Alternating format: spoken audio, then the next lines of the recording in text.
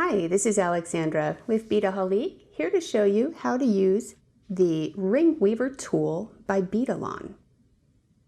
So this tool is for weaving wire into shapes, as you see that I've done here in some various designs I've come up with.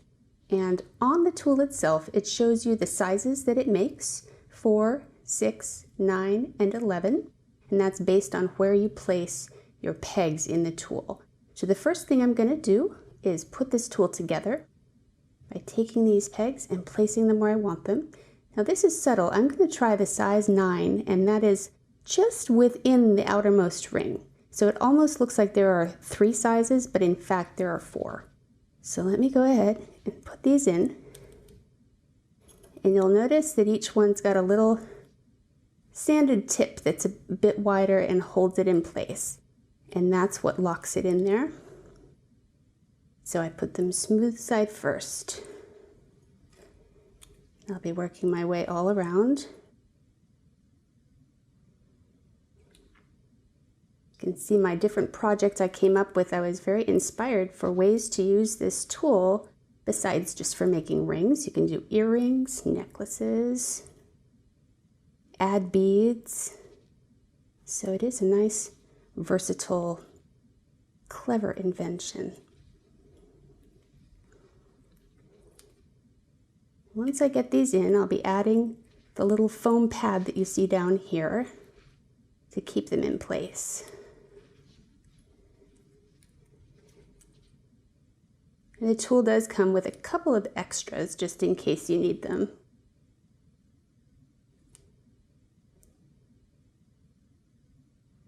All right, I've got what I need there, and now I'm going to put my foam pad in, just like so. And here's a note for disassembly. All you do is push on one of the pegs and the foam will come out of the bottom. So I've got that set, and you'll also notice there's a little notch right there, and that's my starting point. So once I cut my wire, I'll know where to place it. Bring my ruler in. I'm going to measure about 40 inches of wire. I'll be making a natural copper frame out of 24 gauge wire.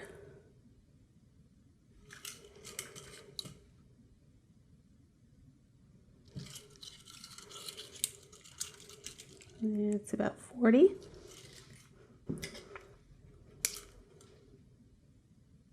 So to start and load the wire, I'm going to fold it in half so I have even amounts on either side. And at my halfway point, I'm going to load that onto the tool on the peg just to the right of that notch. So having loaded my wire onto that peg just to the right of the notch, I'm going to begin my weaving by taking the right hand wire and weaving it in between the notch it's hooked on and the next one. So you see I've begun to weave the wire in and out of those pegs, starting with the right hand wire over the top of the left, and now I'm going to bring that second wire over the top of the right. And that's how it alternates all the way around. And you just want to make sure that you get onto the proper peg with the proper wire to keep that pattern going. Taking the right wire over the left, left wire over right, and just continue all the way around.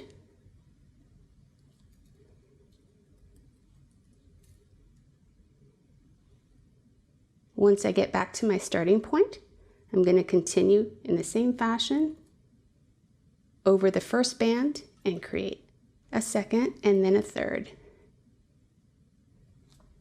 Alternating wires, weaving in and out.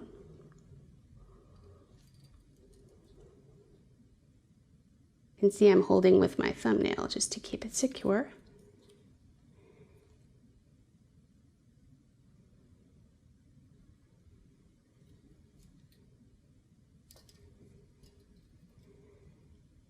Right over left,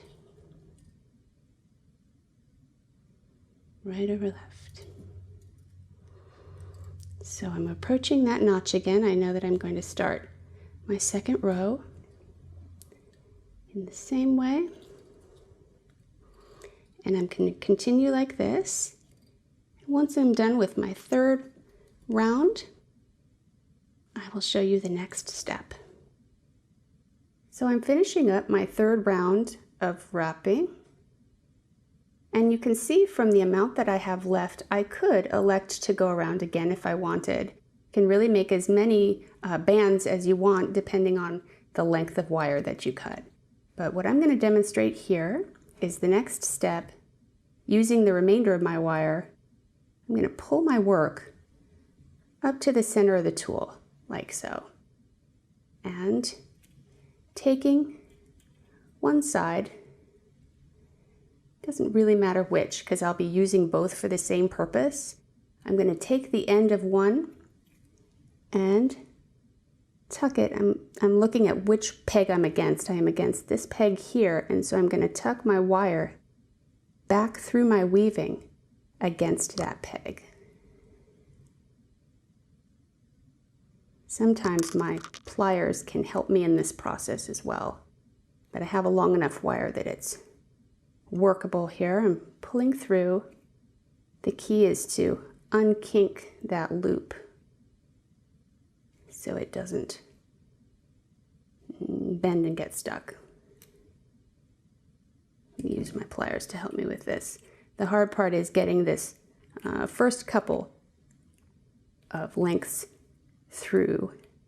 Then once I have it secured, I can take the whole ring off and work a little easier. So with the same wire, having come through my first re-entry, I'm going to repeat that in reverse against the second peg.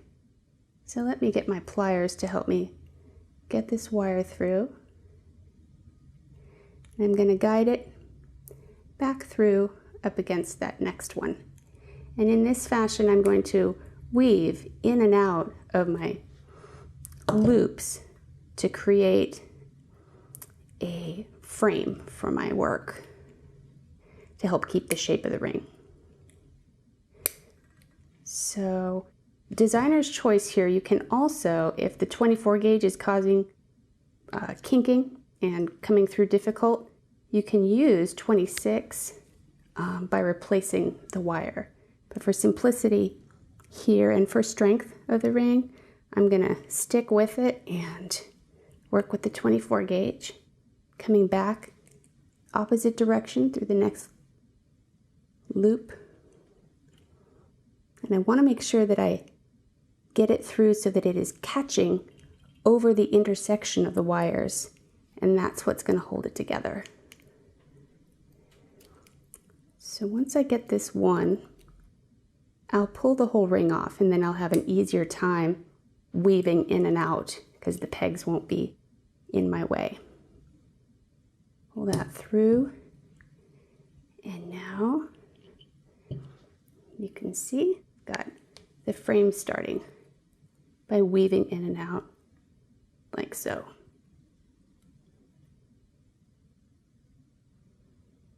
I'm catching it on that intersection and weaving back through.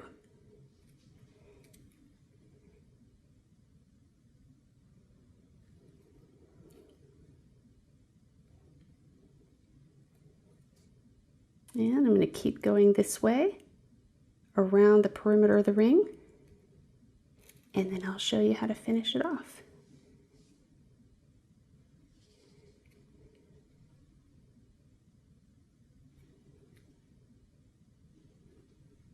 And the key also is to keep your tension on the previous pull so that they stay tight.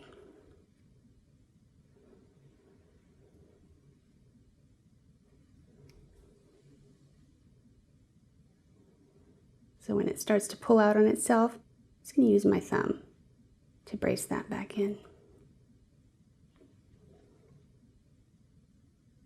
Finishing up my last loop here, and what you can elect to do is go back with the other wire and reinforce in the same way, or just wrap it off. You don't actually need 2 wires going through. So what I've done, for example, in this design is used my extra wires to go ahead and continue wrapping beads on either side. That's another option. But for the purposes of this video, I'm going to go ahead and finish this off now. I'm going to clip most of my extra wire off and weave my wire in just by coiling it around one wrap on the frame. And I'll do that with each wire, using my pliers to help me fit that through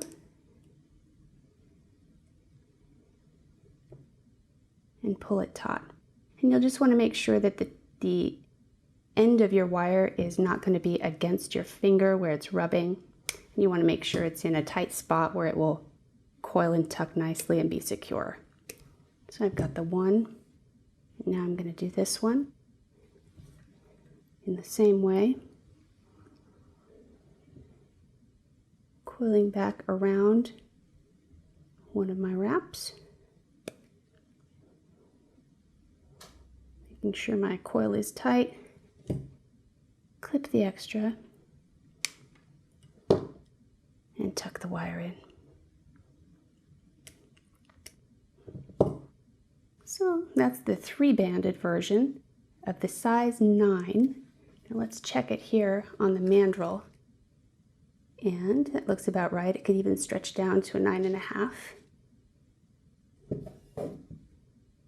And that's how to make the woven ring using the ring weaving tool by Beadalon. And all of these project bundles, tools, and supplies are available at beadaholique.com. And also be sure to subscribe to our YouTube channel for all the latest updates. Thanks for watching.